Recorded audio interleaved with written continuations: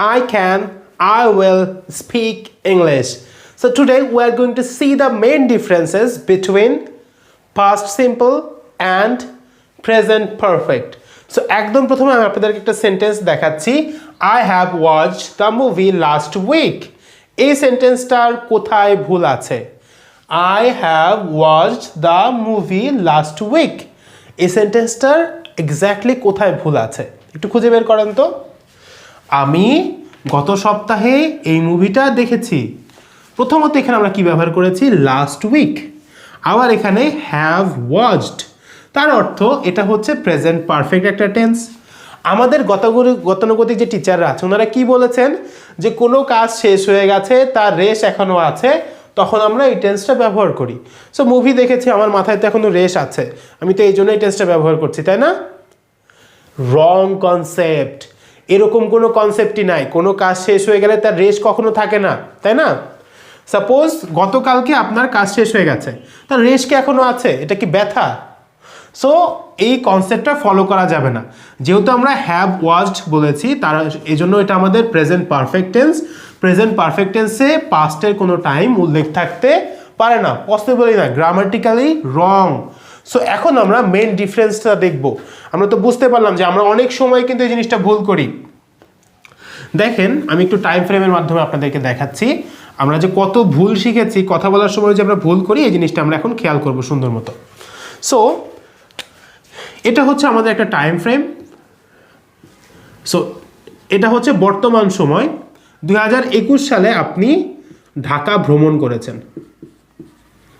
2021 সালে আপনি ঢাকা ভ্রমণ করেছেন। এখন আপনি ঢাকা ভ্রমণের কথাটা কাউকে বলবেন। কীভাবে বললেন? I have visited Dhaka. ঠিক আছে, পাস্টের জিনিস, আপনি সময়টা উল্লেখ করেন নাই। আই হ্যাভ ভিজিটেড ঢাকা, আমি ঢাকা ভ্রমণ করেছি। তারপরে আই ওয়েন্ট টু ঢাকা, আমি ঢাকা গিয়েছিলাম। এক্স্যাক্টলি সেম জিনিস, কোনো তফাৎ নেই, কোনো পার্থক্য নেই।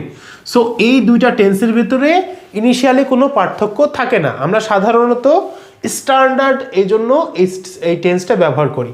বাট যে ভুলটা আমরা হরহামেশা করি সেটা হচ্ছে আমরা এটার সাথে টাইমটা বলে ফেলি। যদি আমরা টাইমটা বলে ফেলি তখন কখনোই আমরা এই টেন্সটা ব্যবহার করতে পারবো না। যদি টাইম উল্লেখ করি এটা কি হবে? রং। আপনি চাইলে এখানে টাইম উল্লেখ করতে পারেন, আপনি এখানে লিখতেই পারেন ইন 2021, আবার চাইলে নাও লিখতে পারেন, ওইটা নিয়ে প্রবলেম নাই। বাট কখনোই এটাতে আপনি টাইম উল্লেখ করতে পারবেন না। এটাই হচ্ছে আমাদের মেন ডিফারেন্স, ঠিক আছে?